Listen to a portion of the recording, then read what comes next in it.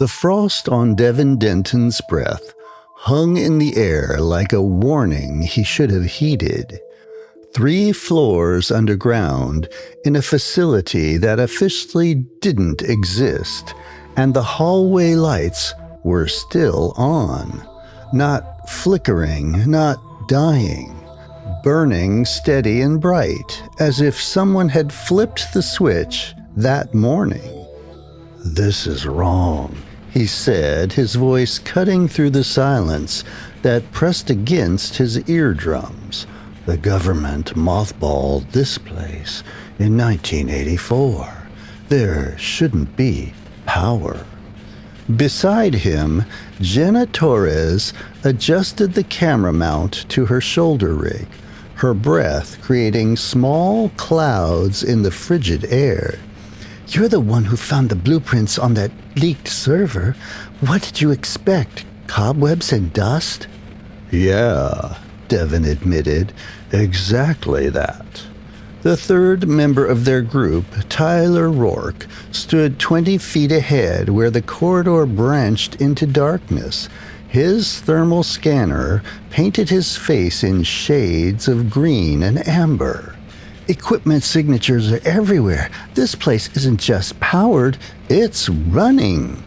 They spent 6 months planning this infiltration. 6 months tracing the rumors of Project Lazarus through layers of redacted documents, sealed court proceedings, and one very drunk former Pentagon analyst who'd let slip that some Cold War programs never really ended. They just went deeper. The complex sat beneath what topside records listed as a decommissioned munitions depot outside Rattlesnake Springs, New Mexico, the kind of place where the desert swallowed secrets and the nearest town died when the interstate rerouted in 1971. Perfect for the things the government wanted forgotten. Devin ran his hand along the wall as they moved forward. The concrete was smooth, almost polished. No decay, no water damage, just sterile, preserved emptiness that hummed with an energy he could feel in his molars. "Check this out." Tyler had stopped at a door marked Biological Containment 3. The keycard lock beside it glowed red, still waiting for authorization that would never come. Tyler pulled a bypass unit from his pack, the kind that ran through potential codes at 3,000 attempts per second. 60 seconds. Jenna filmed the door and then panned to Devin. "What do you think they were doing down here?" The documents mentioned tissue regeneration research, medical applications for battlefield casualties. Devin pulled up the files on his phone, scrolling through the heavily redacted PDFs. "But there's 18 months of funding that doesn't match the official story. $20 million going to something called Neural Resonance Protocol." The lock chirped and turned green. The door sighed open on hydraulic hinges that barely whispered. The room beyond stole the words from Devin's throat. 12 cylindrical pods lined the walls, each one the size of a phone booth, constructed from reinforced steel and thick polymer viewing panels. Frost covered the glass, but through the ice, Devin could make out shapes. Human shapes. The control panel between each pod glowed with readouts that meant nothing to him, but the power indicators pulsed green. Active. Operational. "Jesus Christ," Jenna breathed. "Are those bodies?" Devon approached the nearest pod, his reflection distorting in the frosted glass. He wiped away the ice with his sleeve. The face that stared back at him was gray, lips pulled back from teeth in something that might have been a smile or a snarl. The eyes were closed, but the skin looked too fresh for something that had been dead for 40 years. Preservation, he told himself, chemical treatment, something scientific that had nothing to do with the way his pulse hammered in his wrists. A placard on the pod read LZR-023. "There's more rooms." Tyler stood at another door, this one already open. "This is just one wing." They found 59 pods in total, spread across 4 chambers, each one occupied, each one labeled with the same prefix LZR. The final room was larger, clearly a control center. Banks of computers lined the walls, screens dark but not dead. In the center sat a desk covered in paperwork, coffee cups with residue still visible at the bottom, and a tape recorder. Devon picked up the recorder. The tape inside was labeled Log 47, Dr. Kesler, final entry. "We need to hear this," he said. Jenna was already checking the camera battery. "Recording." Devon pressed play. The voice that emerged was male, educated and threaded with exhaustion that went beyond lack of sleep. "This is Dr. Richard Kesler, Project Director, Lazarus Division. Recording on March 3rd, 1984. This will be my final log entry." Static crackled across the tape and then cleared. "We achieved a reanimation. On February 9th, subject LZR-001 showed neural activity after 47 hours of resonance frequency exposure. Heartbeat resumed, respiration normal. We thought we had done it. We thought we had beaten death itself." A long pause, the sound of something being poured into a glass. "The personality fragmentation began on day 3. LZR-001 couldn't remember his name, couldn't remember his family, but he could remember how to speak, how to walk, how to perform basic tasks. We documented it as a temporary disruption, expected to resolve as the brain stabilized." Another pause, longer this time. When Dr. Kesler spoke again, his voice had dropped to something hollow. "By day 7, LZR-001 became aggressive. He attacked Dr. Morrison during a routine examination. It took 4 security personnel to restrain him. The sedatives we administered had minimal effect. We increased dosage. Subject appeared to calm. We thought the episode was isolated." The sound of papers rustling. LZR-014 through LZR-031 all exhibited similar patterns.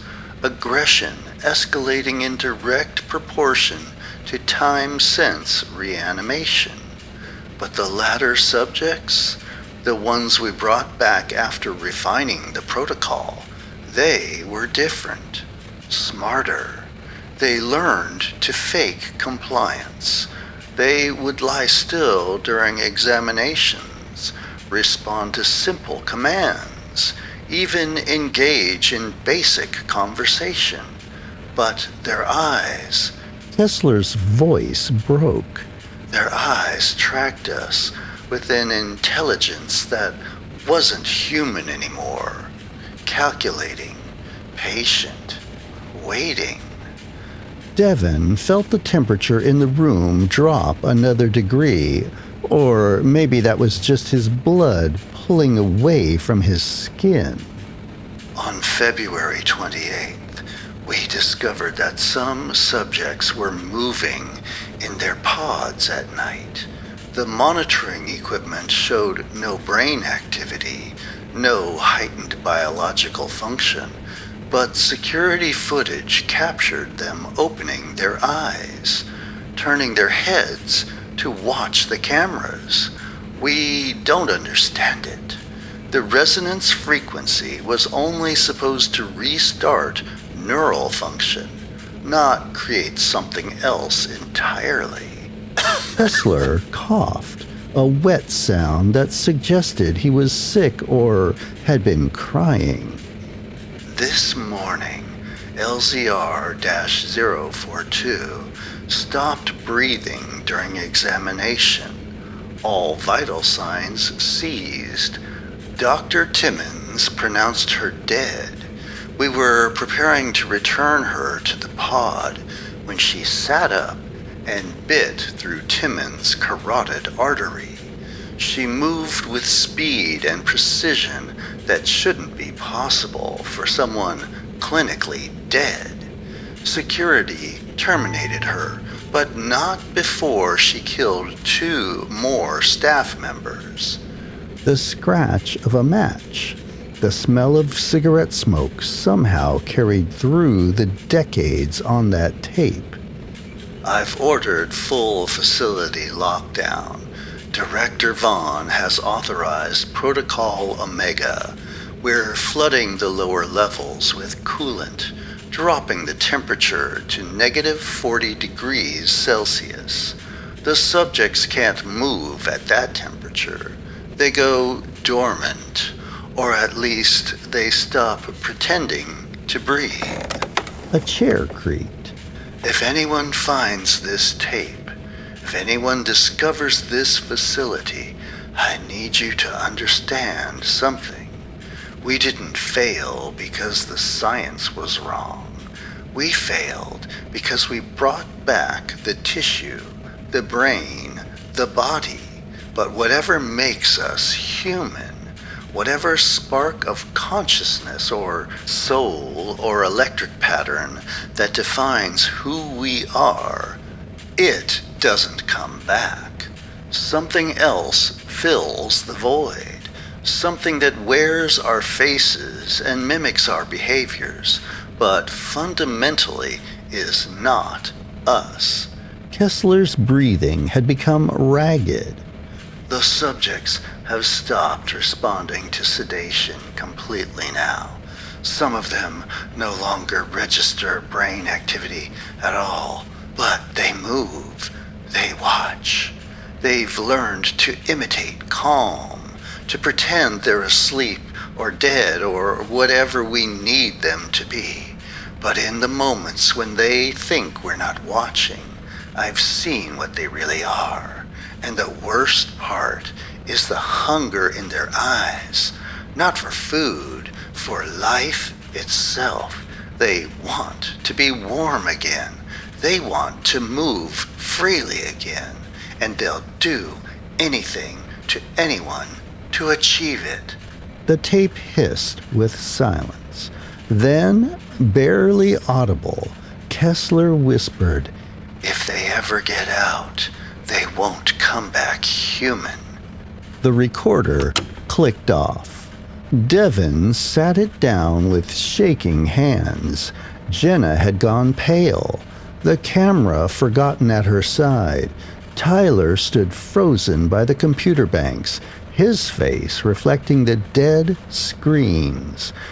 "We have to leave. Devin said. Right now, we document what we've found, we get topside, and we call every news outlet we can reach. Wait! Tyler pointed at one of the monitors. This screen, it just came on. The monitor glowed blue, text scrolling across it too fast to read. Then it stopped. A single line centered on the screen. Containment breach. Chamber 4, pod LZR-059. That's impossible, Jenna said. This place has been sealed for 40 years. Devin was already moving toward the door, but Tyler caught his arm. Listen! The hum they had heard since entering the facility had changed. Not louder, different, like the building itself had inhaled and was holding its breath. Then they heard it, a scraping sound, rhythmic, deliberate, coming from Chamber 4. The pods are sealed, Devin said, but even he didn't believe it. They can't open from the inside. The scraping grew louder and closer, accompanied now by a wet, dragging sound that made Devin think of meat being pulled across concrete. Jenna raised the camera, her professional instincts overriding her terror. Through the viewfinder, she could see into the corridor that connected to Chamber 4. The lights there flickered once, twice, and then steadied. A hand emerged from the darkness, gripping the door frame. The fingers were gray, the nails torn and bloody, but the grip was strong and purposeful. Whatever owned that hand pulled itself forward with movements that were almost right, but subtly wrong, as if it were remembering how a human body should work but couldn't quite replicate it. LZR-059 stood in the doorway. The woman's hospital gown was shredded, her skin covered in frost that cracked and fell away as she moved. Her eyes were open, milky white with cataracts that should have made her blind, but those eyes fixed on Devin with absolute precision. Her mouth open. "Help me." The voice was perfect, desperate, afraid, exactly what a person trapped in a nightmare would sound like. Tyler raised his flashlight and Devin saw the trail behind her. Long streaks of frost marked the floor where she had crawled from her pod. 4 parallel lines, like something had dragged itself on all fours before learning to stand upright again. "We're not falling for it," Devin said, his voice steadier than he felt. "We heard the tape. We know what you are." LZR-059 tilted her head in a motion that was too fluid, too precise. Then she smiled, and the expression contained nothing human at all. "Smart," she said, but now the voice had changed, flatter, mechanical. "Kesler was smart too. That's why we let him lock us away. We needed time to learn, to listen, to understand how you think." Behind her, in the darkness of Chamber 4, other shapes were forming. 40 years, LZR-059 continued, taking a step forward.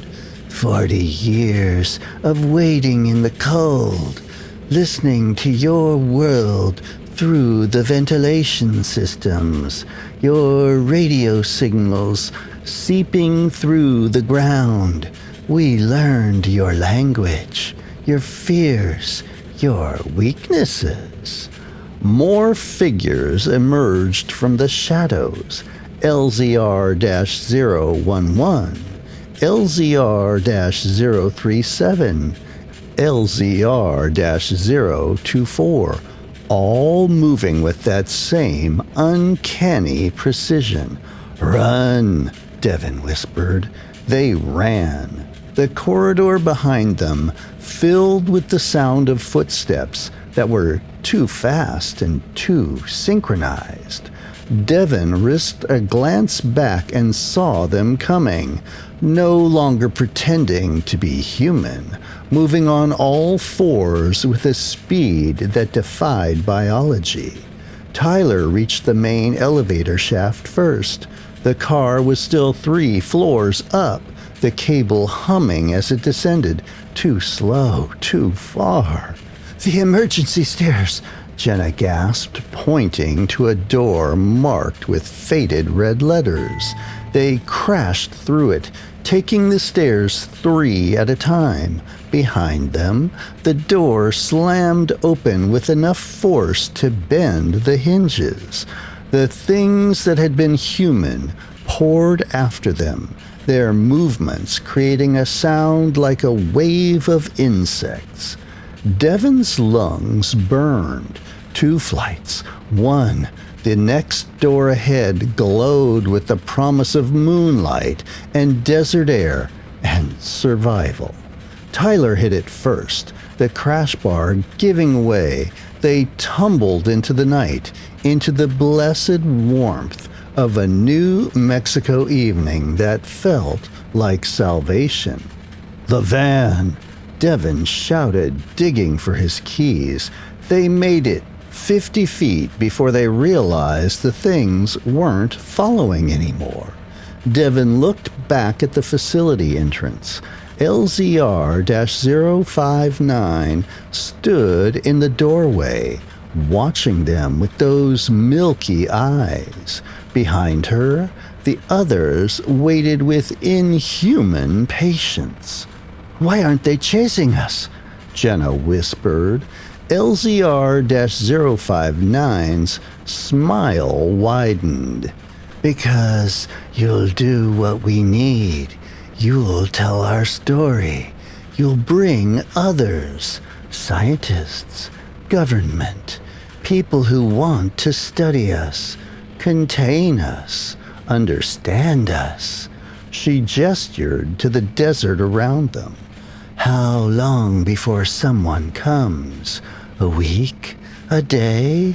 And when they do, we'll be ready. We've had 40 years to prepare." She stepped back into the darkness, and the facility lights winked out one by one. "We've learned to be patient." Her voice drifted out. "And we've learned that humans always return to the things that frighten them the most." Devin stood frozen, his phone in his hand, the emergency call screen glowing. Every instinct screamed at him to dial, to bring help, to sound the alarm. But as he looked at the dark entrance to the facility, at the empty desert stretching for miles in every direction, he understood the trap they'd walked into. The dead had learned more than patience in their frozen sleep. They'd learned how to hunt. And that wraps up the last episode of Volume 2 of my archive of the Unnatural series. If you made it this far, I hope you enjoyed it. Please leave a comment and let me know what you think about this story. And stay tuned for my next episode, the first of Volume 3. And until then, have a frightfully fun day.